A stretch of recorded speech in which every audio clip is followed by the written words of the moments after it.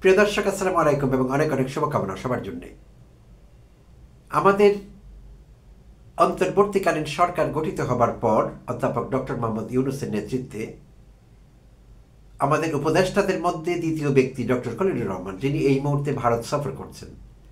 তার আগে আরেকজন উপদেষ্টা ভারত সফর করেছিলেন গত ফেব্রুয়ারিতে, আমাদের জ্বালানি উপদেষ্টা ফাউজুল করিম খান। তিনি ভারত সফর করছিলেন ইন্ডিয়া এনার্জি উইক শীর্ষক একটি সম্মেলনে অংশগ্রহণ করবার জন্য। তো এই মুহূর্তে ভারতে রয়েছেন আমাদের জাতীয় নিরাপত্তা উপদেষ্টা ডক্টর খলিলুর রহমান। তিনি একই সঙ্গে প্রধান উপদেষ্টার রোহিঙ্গা বিষয়ক হাই রিপ্রেজেন্টেটিভ। তো তার এই সফরকে কেন্দ্র করে বাংলাদেশের মানুষের মধ্যে ব্যাপক কৌতূহল সৃষ্টি হয়েছে।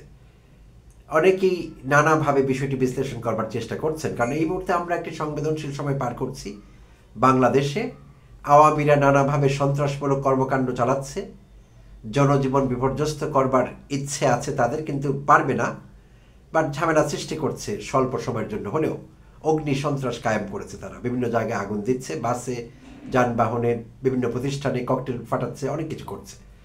আর এরই মধ্যে গত 17 তারিখ সোমবার ঘোষিত হলো মানবতা বিরোধী অপরাধের দায়ে সাবেক ক্ষমতাচ্যুত এবং পলাতক প্রধানমন্ত্রী শেখ হাসিনার বিরুদ্ধে ফাঁসির আদেশ জারি হলো আন্তর্জাতিক অপরাধ ট্রাইব্যুনালে। তো এইসব কারণে আমরা একটি সংবেদনশীল সময় পার করছি। আর এই মুহূর্তে আমাদের জাতীয় উপদেষ্টা ভারতে কেন, এই প্রশ্নটি অনেকের মধ্যে আছে। তো অনেকেই আমরা জানি না তিনি আসলে কি কোনো দ্বিপাক্ষিক সফরের অংশ। এখন তিনি যেই ভারতে যেসব কার্যক্রম চালাচ্ছেন বা যেসব সমাবেশে অংশগ্রহণ করছেন, মিটিংয়ে, সেগুলো কি শুধুই আমাদের জাতীয় নিরাপত্তা উপদেষ্টা এবং ভারতের জাতীয় নিরাপত্তা উপদেষ্টা অজিত দোভালের মধ্যেই সীমিত?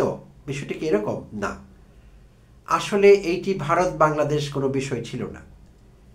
এইটি একটি আন্তরাষ্ট্রীয় কনক্লেভ, যার নাম হলো কলম্বো সিকিউরিটি কনক্লেভ। কনক্লেভ কথাটার মানে হলো গুরুত্বপূর্ণ ব্যক্তিদের মধ্যে সীমিত পরিসরে আলোচনা বা গোপন বৈঠক।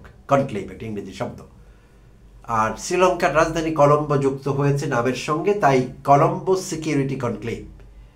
তো সেই কনক্লেভে যোগদান করবার জন্যে ভারতের জাতীয় নিরাপত্তা উপদেষ্টা অজিত দোভালের মেহমান হয়ে তাকে দাওয়াত করা হয়েছে, সেইভাবে তিনি ভারতে গিয়েছেন। এইটি বাংলাদেশ ভারতের কোনো বিষয় না, আন্তরাষ্ট্রিক বিষয়।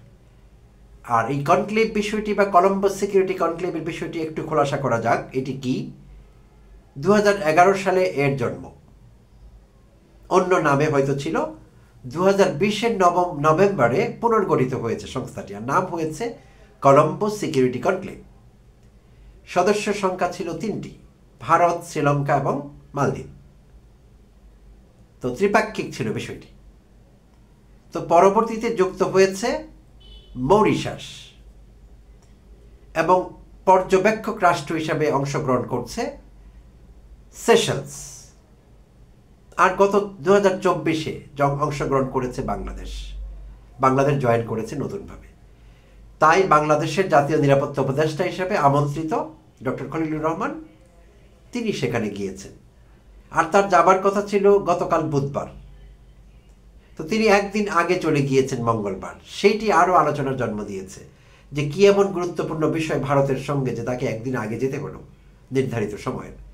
তো বিষয়টি ভারতের সঙ্গে ছিল না, যেমনটি আমি বলেছি, আন্তরাষ্ট্রিক বিষয়, এবং কয়েকটি রাষ্ট্র এখানে এই মুহূর্তে অংশগ্রহণ করছে, জাতীয় নিরাপত্তা উপদেষ্টারা রাষ্ট্রগুলোর। তো আর এই কনক্লেভের পারপাসটি কি, কেন এই সংগঠনটি গঠিত হলো? বাই দ্য ওয়ে, এটি একটি নন মিলিটারি ফোরাম, বেসামরিক। আর এদের কতগুলো কমন গোলস আছে, এইমস অ্যান্ড অবজেক্টিভস আছে, যেগুলো নিয়ে তারা কাজ করবে এমনটাই স্থির করা হয়েছে। আর সেগুলো হলো মেরিটাইম সিকিউরিটি, সমুদ্র নিরাপত্তা।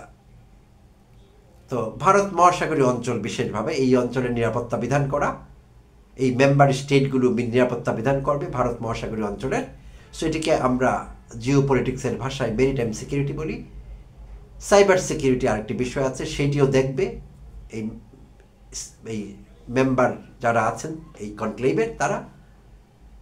তারপর এই যে আন্তর্জাতিক বা আন্তরাষ্ট্রীয় অর্গানাইজড ক্রাইম, যেগুলো হচ্ছে সেগুলোর বিষয়ে সম্মিলিত পদক্ষেপ নেবেন। তো এরকম কিছু কমন গোল নিয়ে কিন্তু এই কনক্লেভটি গঠিত হয়েছে। তো আজ কনক্লেভের মিটিং হয়েছে বৃহস্পতিবার। আজ সেখানে আমাদের ডক্টর খলিলুর রহমান বক্তব্য রেখেছেন, গুরুত্বপূর্ণ বক্তব্য। আর গতকাল তিনি অজিত দোভালের সঙ্গে 1-on-1 বা 1-to-1 বসেছিলেন গতকাল বুধবার। তো সেখানে কি কি বিষয়ে কথা হয়েছে সেই বিষয়ে আমরা কিন্তু জানি না তেমন কিছু। তো ভারতে আমাদের high commission, Bangladesh high commission একটি বিবৃতি দিয়েছে, কিন্তু সেখানেও পরিষ্কার না কি বিষয়ে তাদের কথা হয়েছে অজিত দোভাল এবং তার বাংলাদেশি কাউন্টারপার্ট ডক্টর খলিলুর রহমান। আমরা ডিটেইলে জানতে পারিনি কি বিষয়ে কথা হয়েছে। সেখানে হাসিনা প্রসঙ্গ এসেছিল কিনা, হাসিনাকে ফেরত পাওয়া, তারপর আরেক সাজাপ্রাপ্ত যার বিরুদ্ধে ক্যাপিটাল পানিশমেন্টের রায় হয়েছে সাবেক স্বরাষ্ট্রমন্ত্রী আসাদুজ্জামান খান কামাল, অন্তত এই দুইজনকে ফেরত পাওয়ার বিষয়ে কোনো কথাবার্তা হয়েছে কিনা, এই বিষয়টি হাই কমিশনও আমাদের হাই কমিশন খোলাসা করেনি। তো আমরা এখনও জানি না আসলে বিষয়টি কি। আর ডক্টর খলিলুর রহমান ফিরে আসলে তিনি হয়তো জানাবেন কি কি বিষয়ে কথা হয়েছে, সব কিছুই অফিসিয়াল ছিল কিনা নাকি আনঅফিসিয়াল পজিশন থেকে অন্যভাবে কিছু বিষয় আলোচনা হয়েছে সেটি আমরা এখনো জানি না। তবে আজ বক্তব্য রাখবার সময় ডক্টর খলিল কিছু সাহসী কথাবার্তা উচ্চারণ করেছেন, আমার খুব পছন্দ হয়েছে তার এই বক্তব্য। ডক্টর খলিলকে যারা জানেন, তার প্রোফাইল সম্পর্কে জানেন, ডক্টর খলিল সেই সৎ সাহস রাখেন, ভারতের চোখে চোখ রেখে কথা বলার সাহস তার আছে, এবং তিনি ভালোভাবে অবগত আছেন ভারত বাংলাদেশ সম্পর্ক সম্পর্কে, সংবেদনশীল জায়গাগুলো, সম্ভাবনার জায়গাগুলো, সব বিষয়ে তিনি অবগত আছেন। তিনি একজন সিজন্ড ডিপ্লোম্যাট, তার যোগ্যতা নিয়ে আমাদের কোনো প্রশ্ন থাকা উচিত না, যারা তাকে জানেন। তো তিনি ঠিকভাবেই বাংলাদেশকে রিপ্রেজেন্ট করছেন আই এম শিওর। তো আজকের যে আলোচনা সেখানে হয়েছে, সেখানে তিনি আনুষ্ঠানিকভাবে বলেছেন যে বাংলাদেশের অভ্যন্তরীণ বিষয়ে কেউ কোনো ব্যাপারে হস্তক্ষেপ করবে, বাংলাদেশ সেইটি মেনে নেবে না। তিনি খুব ক্যাটাগরিক্যাল টার্মে বলেছেন কথাটি, বাংলাদেশের অভ্যন্তরীণ বিষয়ে কেউ হস্তক্ষেপ করতে পারবে না, কোনো শক্তি, কোনো দেশ, এবং বাংলাদেশ সেটি অ্যাকসেপ্ট করবে না। তো এটি পরিষ্কার বোঝাই যাচ্ছে এই সদস্য রাষ্ট্রের কেউ বাংলাদেশের অভ্যন্তরীণ বিষয়ে হস্তক্ষেপ করছে না, করবার কোনো সুযোগ নেই টেকনিক্যালি। শ্রীলঙ্কা বলি, মালদ্বীপ বলি, এগুলো সবই আমাদের বন্ধুরাষ্ট্র। সেশেলস বলি, মরিশাস বলি, এদের সঙ্গে আমাদের কোনো ইস্যু নেই। তো আমাদের অভ্যন্তরীণ বিষয়ে যদি কেউ হস্তক্ষেপ করে সেটি হলো আমাদের প্রতিবেশী ভারত। শুধু এখন করছে না, দশকের পর দশক করছে সেটি। তো বিগ ব্রাদারলি অ্যাটিটিউড তাদের, বড় ভাই সুলভ দাদাগিরি যেটিকে বলি আমরা, সেই আচরণ তারা আমাদের সঙ্গে বরাবরই করছে। আর হাসিনা যখন পালিয়ে গেল ইন্ডিয়াতে, তখন সেটি শত্রুতায় রূপান্তরিত হয়েছে, সরাসরি বৈরিতা, সম্মুখ যুদ্ধ একেবারে, এই অবস্থায় চলছে বিষয়টি। তো এই পরিস্থিতিতে ডক্টর খলিল চোখে চোখ রেখে বললেন যে আমরা কারো খবরদারি, কারো দাদাগিরি আমরা সহ্য করবো না। চমৎকার, আমার খুব পছন্দ হয়েছে। I appreciate his speech, his spirit, আমি সব কিছু অ্যাপ্রিসিয়েট করি। এবং তিনি সঙ্গে সঙ্গে উল্লেখ করেছেন যে বাংলাদেশ কোনো রকমের সন্ত্রাসবাদকে প্রশ্রয় দেবে না, কারণ ভারত বহুদিন থেকে এইসব আজগুবি গল্প বলে আসছে যে বাংলাদেশের ভিতরে সন্ত্রাসবাদীরা প্রশিক্ষণ নিচ্ছে, ভারতকে বিশেষভাবে তাদের 7 সিস্টার্সকে অস্থিতিশীল করবার জন্য কিছু গোষ্ঠী এখানে কাজ করছে। তো এরকম কিছু বাংলাদেশে এখন নেই, হাসিনার আমলে ছিল, এখন নেই। তাই ডক্টর খলিল বলেছেন যে তিনি বাংলাদেশে, তার প্রতিনিধি হিসেবে বলেছেন, বাংলাদেশ কোনো রকমের সন্ত্রাসবাদে প্রশ্রয় দেবে না। তো খুব অল্প কথায় the message is clear, loud and clear. ভারতের সেটি বুঝে ফেলা উচিত ডক্টর খলিল কি বলতে চেয়েছেন আর বাংলাদেশের মানুষ কি চান। আমরা আমাদের প্রতিবেশীর সঙ্গে সমমর্যাদার সম্পর্ক চাই। আমাদের কোনো দাদা দরকার নেই, আমাদের কোনো প্রভু দরকার নেই, তবে বন্ধু দরকার আছে। আর প্রতিবেশী রাষ্ট্র সবসময় বন্ধু হয়ে থাকে এবং হওয়াটাই প্রত্যাশিত, কারণ প্রতিবেশী বদলানো যায় না আর যাই হোক। তাই এই সত্যটি সব প্রতিবেশীকেই রিয়েলাইজ করতে হবে, ভারতকে বেশি রিয়েলাইজ করতে হবে বড় রাষ্ট্র হিসেবে, তাদের দায়িত্ব বেশি। তাই মেইড আপ ইস্যু নিয়ে বাংলাদেশের সঙ্গে সম্পর্ক তিক্ত করা আর করলে কারণ আপনি এখানে দুই পক্ষই ক্ষতিগ্রস্ত। তো সেই সত্যটি আমি ধারণা করছি ভারত কিছু কিছু বুঝতে শুরু করেছে। ইঙ্গিতটি পেয়েছি আমরা হাসিনার মৃত্যুদণ্ডের রায় যখন কার্যকর হলো, রায় যখন ঘোষিত হলো, তখন ভারত প্রতিক্রিয়া ব্যক্ত করেছে এবং সেই ব্যক্ত প্রতিক্রিয়া, ল্যাঙ্গুয়েজটি আমার পছন্দ হয়েছে, এবং সেখানে আমি একটি গুডউইল জেস্টার দেখতে পাই। তারা সুস্পষ্টভাবে বলেছে যে ভারত অবগত আছে এই রায় সম্পর্কে, এবং ভারত বাংলাদেশের শান্তি, স্থিতিশীলতা, সমৃদ্ধি এইসব বিষয় কামনা করে বাংলাদেশের সঙ্গে এগুলো ঘটুক তারা চায়, এবং বাংলাদেশের স্টেক হোল্ডারদের সঙ্গে তারা যৌক্তিক আচরণ করবে এবং তাদের লজিক্যাল এনগেজমেন্ট থাকবে। এই বিষয়টি ক্লিয়ার করেছে পররাষ্ট্র মন্ত্রণালয়। তো আমার কাছে পছন্দ হয়েছে এই ভাষা।